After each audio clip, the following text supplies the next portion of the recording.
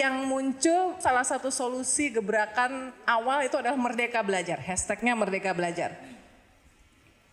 Saya selama 5 bulan ke belakang, 3 bulan di kementerian dan 2 bulan sebelumnya itu melakukan berbagai macam research, berbicara dengan semua pakar-pakar, bicara sama guru, kepala sekolah, mahasiswa dan lain-lain. Dan hal yang saya temukan itu sesuatu yang sangat berbeda dari persepsi saya.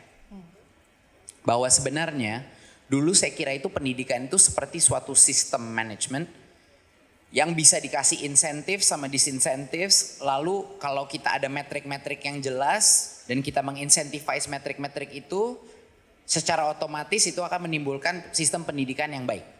Tadi saya kira gitu, kayak very managerial approach gitu.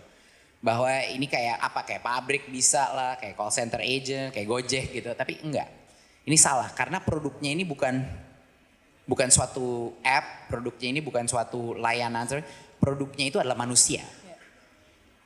Jadi tingkat kompleksitas yang luar biasa tingginya dari pembentukan suatu manusia itu nggak bisa menggunakan approach yang sama seperti di private sector atau di apa. Tapi satu hal yang saya sadari adalah apa ciri-ciri sekolah-sekolah yang terbaik. Dan banyak sekolah-sekolah baik di Indonesia, cuman kita nggak pernah, jarang dengar gitu. Termasuk di daerah ya? Ya, tapi mereka biasanya agak bandel-bandel nemuin sistem prosesnya sendiri, berinovasi sendiri gitu. Keluar dari jalur-jalur sendiri untuk menemukan titik temunya sendiri yang pas buat siswa-siswinya. Itu adalah organization culture-nya.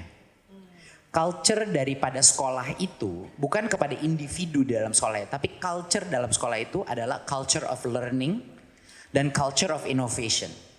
Jadi ya itu culture di mana banyak tanya, banyak coba, banyak karya. Nah, ini yang sebenarnya sangat relevan seperti pengalaman saya di Gojek waktu itu. Gitu. Culture of innovation, culture of learning. Punya orang-orang manusia yang punya growth mindset. Itu sebenarnya objektif daripada sistem pendidikan kita untuk menciptakan anak-anak yang punya growth mindset, apapun passion dia. Gitu. Ini sedikit berbeda, ini nggak bisa dilakukan dengan administrasi pendidikan. Ini harus melakukan melalui transformational culture change. Makanya ini harus diserang dari berbagai macam penjuru. Dari pendidikan guru-guru baru masuk, pendidikan guru di dalam situ, perubahan dan fleksibilitas daripada kurikulum, perubahan dari sisi administrasi dan regulasi untuk melepaskan berbagai macam kendala dan sekat-sekat. Merdeka Belajar adalah seluruh solusi ini yang akan memerdekakan unit pendidikan untuk melakukan inovasi dan berubah mindset culture-nya kepada a learning culture, bukan an administrative culture. Jadi yang lebih sering terjadi sekarang adalah administrasi pendidikan, bukan pembelajaran. Pembelajaran itu hanya bisa terjadi kalau ada psychological safety dalam sekolah itu. Mereka berani gagal, mencoba hal-hal yang baru. Kalau students itu bukan hanya pasif konsumtif daripada pendidikan, tapi mereka berpartisipasi di dalam pendidikan tersebut. Kalau tidak ada rigiditas atau tumpuk birokrasi dan administrasi yang harus dilakukan guru yang mendistract dia daripada melakukan core functionnya, yaitu mengajar dan berinteraksi dengan murid. Jadi Merdeka Belajar adalah satu kata kunci yang menjadikan call to action untuk masyarakat.